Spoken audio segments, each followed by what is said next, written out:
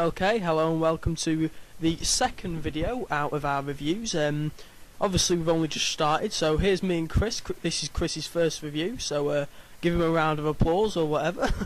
Today we're looking at a game called Supreme Commander, which is an RTS. Me and Chris are big fans of this genre.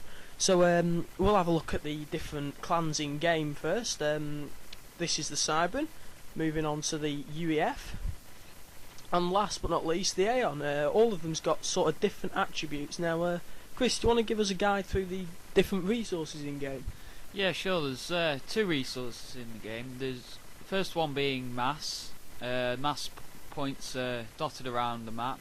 You just stick a extractor right on top and just let it go away. And the other one is energy. You build energy reactors But what's different about this is the resources are constantly going, but then there's a cap. So you don't have to, like Simon was saying, like on, what was it, Age of Empires? Age of Empires, yeah. It's not like you're constantly having to, I don't know, find a triple cunted hooker in order to fucking advance to the next level. You're always going to have resources coming in, aren't you? It's not like pain in the arse, I'm having to wait 6 weeks before I can build, I don't know. So in that respect, it makes the game much quicker, doesn't it? Exactly, yeah. You can build your units really quick, in, out, straight away, fast action. It's great gameplay. It's like a porno, basically, isn't it? You know what I mean? Yeah. We'll have a look at, a battle scene at the moment. Here's your first look at the shooting on Supreme Commander, and obviously it's an RTS. You're not doing any of this yourself. You're telling where to attack. But as you can see, the graphics are absolutely amazing, aren't they? Yeah, yes, they're fantastic. But you can have a look at individual units. The detail on them are fantastic. You can see exactly the bullets flying straight at your enemies. It's fantastic. It's perfect. It's actually possibly the best graphics RTS ever, and the concept is fantastic. We've got a sort of text tree, haven't we, where we've got 3 strings of text and your favourites. Yeah, the experimentals, yeah, yes. It's all Chris goes on about. The experimental units are basically, as they say, experimentals. They are the best units on the game, and they come in all range of sizes, from a fortress that flies in the sky to the biggest submarine you've ever seen. And of course you've got the UEF's best Maver, which is basically an artillery cannon that will fire the whole range of any map. Yeah. Just obliterate any base you want. Kilometres, isn't it? Yeah. It's almost ridiculous, and it almost sounds overpowered. But the resources needed to gain that sort of power, it balances out. It balances itself out quite well. It is well balanced, I have to say. There's not much you can say bad about the game, really. You can see here. Look at the water. Look at the water going right there. It's fantastic. The quality of that. Yeah, perfect detail, isn't it? Obviously it helps when you're playing it on, the better screens out there. I'm not bragging very much there. Hint, hint, HD. No. I'm just in this game. I'm not exactly trying my hardest. I'm just trying to give you a good idea of the battles in game, a good look at how the game's played. As you can see, they're just kicking the shit out of each other. It's my favourite thing to watch. Have you seen that?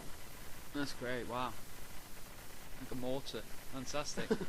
Because we've put the AI on what's known as horde mode here, and they basically just build as many units as they can and send them in. And because we're on this map, they can just meet in the middle, and it's just great kick to the watch. shit out of each other. Great to watch. Yeah, look at the amount of units in the middle of that map. Oh wow. And this is just Tech 1. When the AI get to Tech 3 and they get experimentals going, there's loads everywhere. It's fantastic. We'll be seeing that one later. You've got to say, sometimes it can be a little bit repetitive. Sometimes it's a bit like you're going over the same strategy again and again. Whether you're going to be a turtle, or where you're just going to build your base up, or you're just going to be like a horde and just send them in. So it can get a little bit repetitive if you let it get repetitive. Exactly, you have to let it get repetitive on you. I'm just throwing up some light defences there. I'm hardly really playing because I'm trying to give a good look at how the game's played. This game does have a great storyline. If you play the the campaign mode, then you get to play through all the good? campaigns. Yeah, Is it good? I've not played through it. No, it is good. You get to play through all the factions that you want. I've completed all of it. Aeon being my favourite because of the awesome, what's it, super galactic Flying Fortress, something like that. Yeah, It's fantastic. Have you ever seen Independence Day? It's exactly it's the spaceship off puts it in perspective. Yeah. Fucking ridiculous. You're sort of expecting ET to pop out. Yeah. It is a fantastic game. Yeah. You can slate it in many ways. As I said, it can be repetitive, and sometimes it's almost like the resources can be a bit of a piss take because it's sometimes slow to get into it. But I've never had a game where I've not enjoyed it. Yes, there's always a great moment in there. Whether it's you're being attacked and they're attacking you with awesome like tanks and stuff. And you're just bouncing them. Yeah, off. exactly. Yeah. You've basically completed, I don't know, Fortress Europe there. Do you remember mine? Oh yes, he must have built like 3 rows of walls and then artillery and then anti-air and this is just what you want, isn't it? It's the gaming stories that you'll never forget. Have you played it online? Yes, we've played it online. Yeah, we have, haven't we? Yeah. Yeah. Oh, we just show you a nice bit of flying action here. There's just a few bombers, isn't it? Yeah, just a few bombers. Just so you can see these. That's a bit more in depth. I remember you telling me go a bit more in depth. Yeah. So the different factions in the game. To be honest, I mean, we're looking forward to the second one because there's gonna be a bigger differentiation between the factions. But on this one, you sort of sat there thinking, well, each one's got an equivalent unit. Yeah, they do. Yeah. Apart from obviously the experimentals, but I mean, you can trade experimentals between your friends because you can just pop engineers across and things. But sort of ruins the game because it gets rid of the individuality of the different.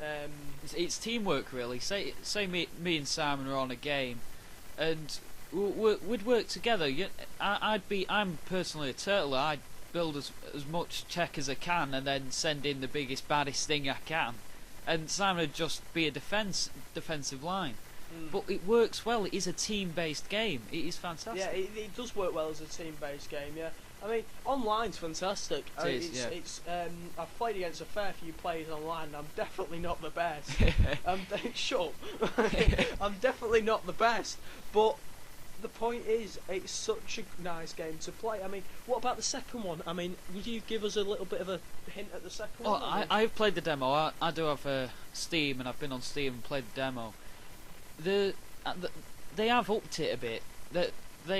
I mean, the strategic view on this, if you've seen the strategic view, when you zoom straight out, your units change into this right here, and you can see the whole map, your whole map coverage. They've changed that, so it doesn't go into the little icons anymore. You can still see your units when you pop out. Really? Is it that detailed? Yeah, it is. Yeah. Absurd.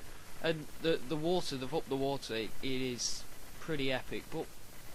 The second game will be good, but I'd carry on playing this for a while because it is still a good game to play.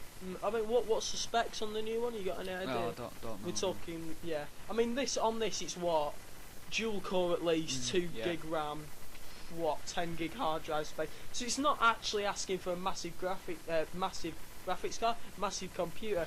What's it asking for? 256 meg on the graphics card. So we're not talking about massive computers, are we? I mean, this is just to play it. I mean, I play it on my laptop, so if you can buy a laptop just with the normal graphics card, then you can play this. Is yours integrated? Yes, it is. Yeah, so it plays on that. We had a lovely bit of Tech 2 action there. We just missed it. Yeah, gunships going on. Yeah. Ooh, what's that? I thought that was an experimental then. Nah. We'll be seeing experimentals later on.